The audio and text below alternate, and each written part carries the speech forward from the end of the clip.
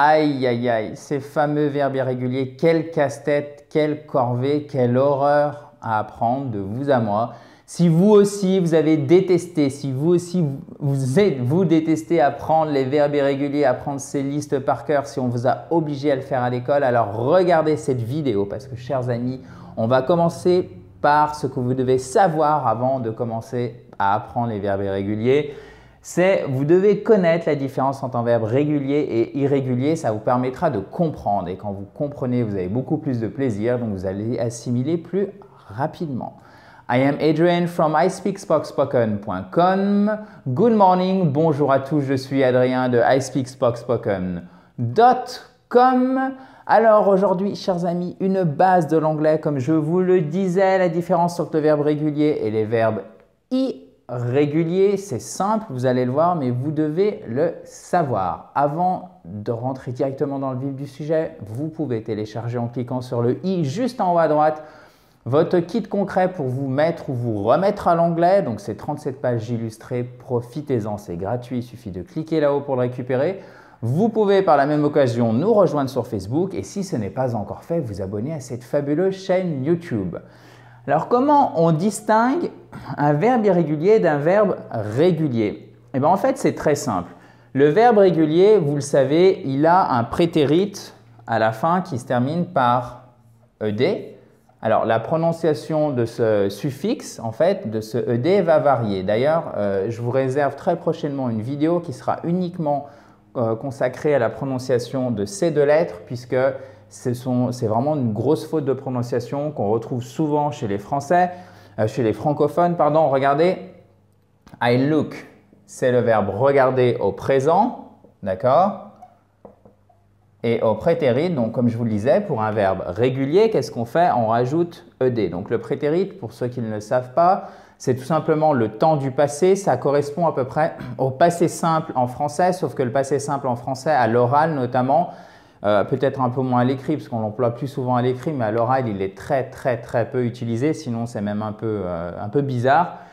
Alors qu'en anglais, en fait, le prétérit, c'est vraiment un temps courant, c'est le temps des actions qui se passent au passé et qui se sont terminées dans le passé. Par exemple, I looked, c'est typiquement, on le traduira en français par j'ai regardé, donc le passé composé, mais en fait, ça correspond aussi au passé simple, je regardais tout simplement. D'accord? Donc, vous rajoutez votre ed, c'est super simple, c'est pas comme les conjugaisons en français qui sont vraiment complexes. Vous rajoutez le ed et vous avez votre verbe au passé. Donc, ça se prononce I looked, ok?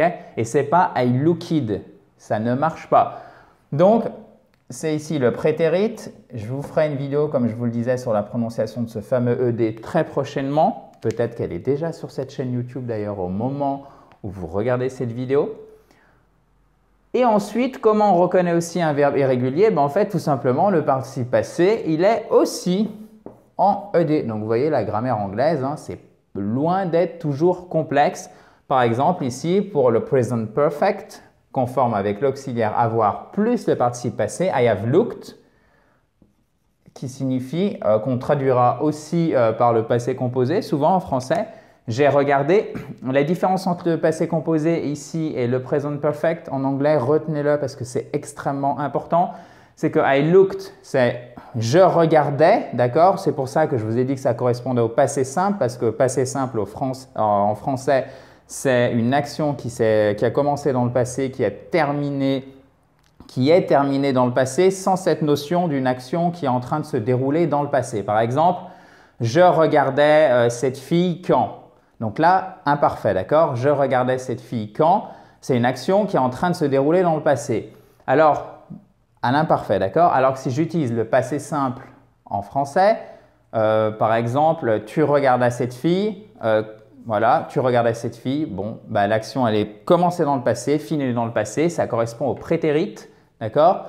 Et lorsque vous utilisez par exemple le passé composé, j'ai regardé, ici, I have looked, c'est commencé dans le passé et ça continue dans le présent où il y a une conséquence dans le présent. C'est pour ça que vous utilisez le present perfect, d'accord? Et vous avez besoin de ce fameux participe passé, d'accord?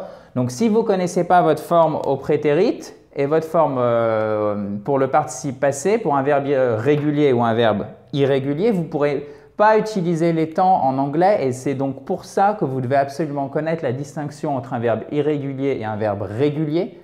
D'accord? Et c'est aussi évidemment pour ça, puisque une fois que vous savez faire la distinction, vous savez utiliser, comme c'est relativement facile, là je vous ai montré, il suffit de rajouter ED et après de former les temps correctement.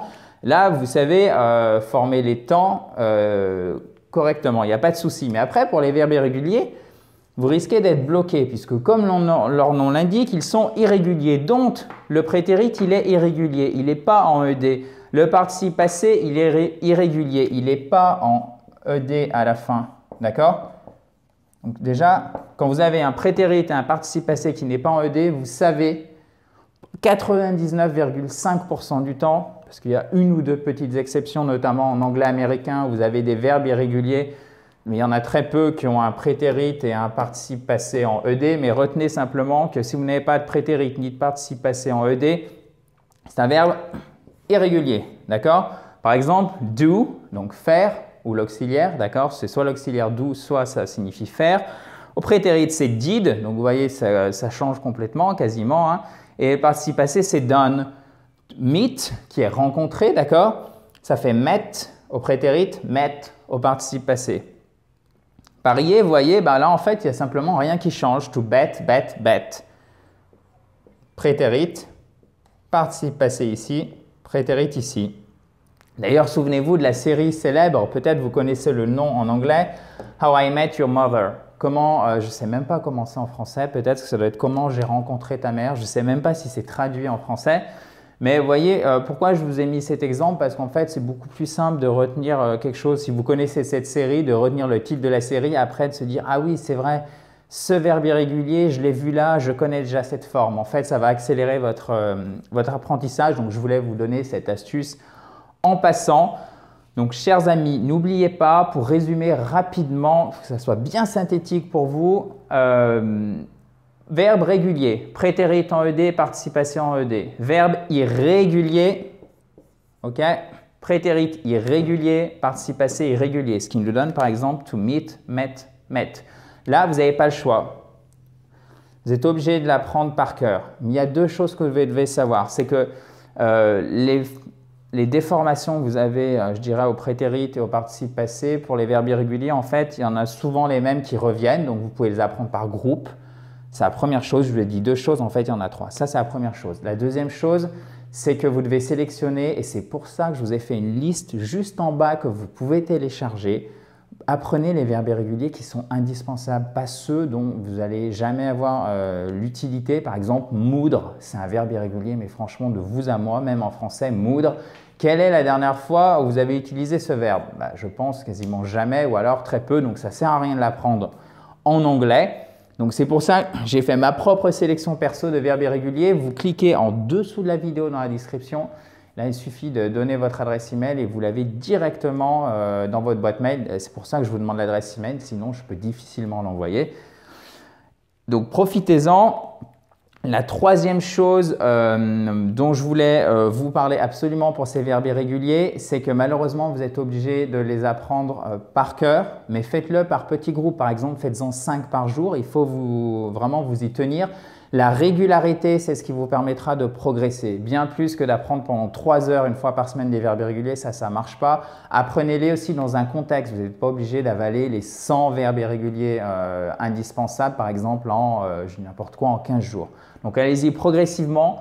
C'est hyper important que vous compreniez bien ça, puisque trop souvent, on apprend les verbes irréguliers, je dirais un peu bêtement, un peu de par cœur, mais on ne sait pas vraiment pourquoi au final on les apprend. Donc, je voulais vous éviter ce syndrome.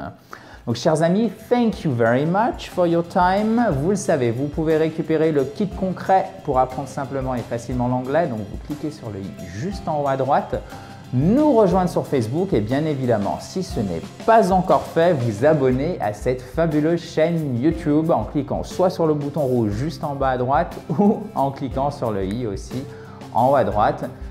Guys, again, thank you very much. Enjoy the rest of your day and take care. Bye bye.